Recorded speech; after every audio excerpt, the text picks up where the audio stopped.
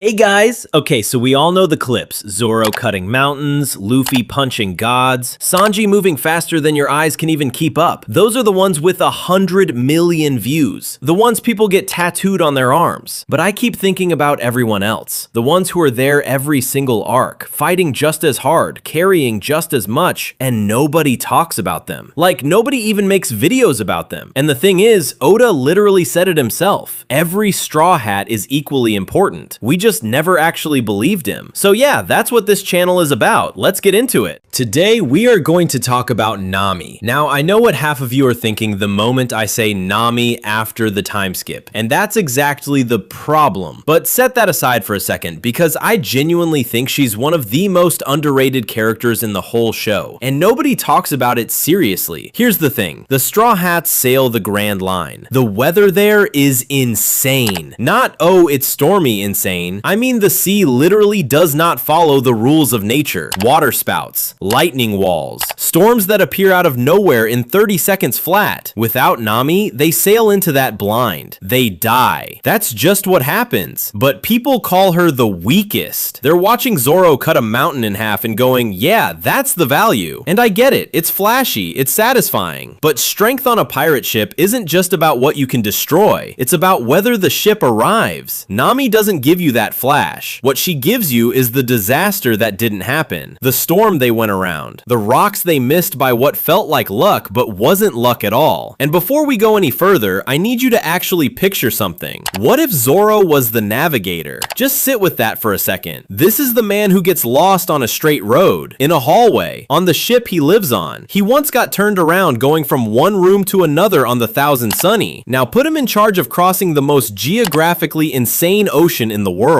Give him the magnetic fields, the storm patterns, the current calculations. The Straw Hats are dead on day one. Zoro looks at the compass, goes, yeah, this feels right, and sails them directly into a lightning wall with complete confidence. No final arc, no One Piece. The adventure ends before it starts. Okay guys, don't go wild in the comments. It's not a Zoro slander video. That's just the point. That's how important Nami actually is. She grew up being forced to map the East Blue as a kid for a man who murdered her mother. But let me actually tell you that story because I don't think people sit with it long enough. She grew up in a small village called Kokoyasi. Normal kid. Loved drawing maps. Loved tangerines. Her adoptive mother, Bellamere, was a former Marine who found her and her sister Nojiko on a battlefield and just decided on the spot, these are my kids now. That's who Bellamere was. Then Erlong came. Fishman Pirate. Took over the whole village and made every single person pay tribute money every month just to stay alive. And the month came when Bellamere couldn't cover herself and both her daughters. So she paid for her kids. And Erlong shot her.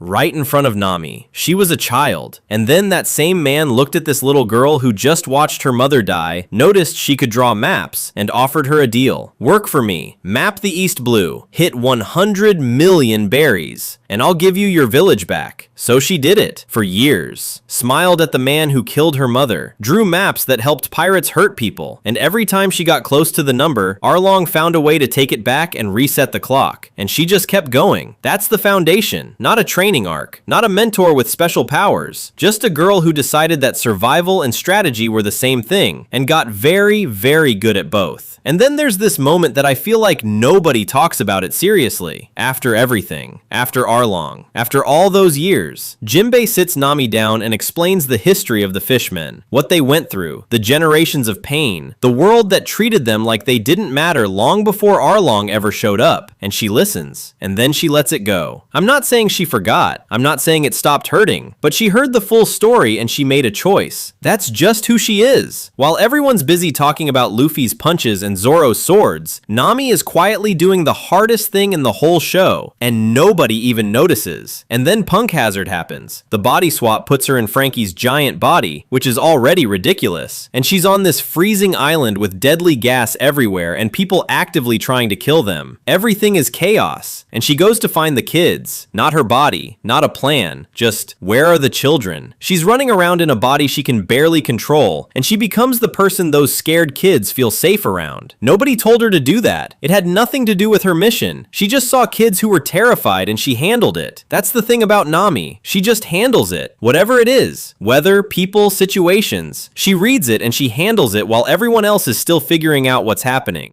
Now let's talk about the weapon, because this is where people really miss it. Before the time skip, Nami fights with the Climattact, built by Usopp. And look, early on, it's not impressive. Bubbles. Little tricks. Honestly looks more like a magic show than a real weapon. People saw that and immediately filed her under support character, not a fighter, and moved on. But the Climattact was never just a stick. It was a weather instrument. She wasn't doing tricks, she was using actual meteorology to create and control weather conditions in the middle of a fight. And it worked because she understood it at a level nobody else on that ship could touch, because nobody else spent their whole childhood being forced to read the sky. Then the time skip happens. She spends 2 years on Weatheria, a sky island that exists purely to study weather as a science. And she doesn't just sit in on a few classes, she rebuilds everything from scratch. The new Climattact generates real lightning, actual thunderstorms on command, gale force winds. She's not mimicking weather anymore. She's engineering it in real time during a fight. That's the difference. Pre-time skip Nami figures out the weather and works around it. Post-time skip Nami just decides what the weather is going to be. The Straw Hats are powerful because they each hold a role that no one else on that ship could fill. Luffy can't stitch a wound. Usopp can't cook. Chopper can't lie without his face immediately betraying him. And none of them, not one, can look at the sky, feel the wind shift 3 degrees, and know that in 40 minutes they need to be going east or they're sailing into a tornado the size of an island. And that's the thing about Nami. She doesn't get the big bounty. She doesn't get the cool speech mid-fight. She gets the moment before the fight where her read on the situation means the fight never has to happen. You don't cheer for that. You cheer for Luffy's finishing move, but she got them there, and without her, there is no finishing move to cheer for. If you watch this whole video, you already see this show differently than most people do. That's exactly what this channel is. Every week, one Straw Hat. The ones doing the real work while everyone else gets the highlight reel. Subscribe if you feel the difference. I'll see you in the next one.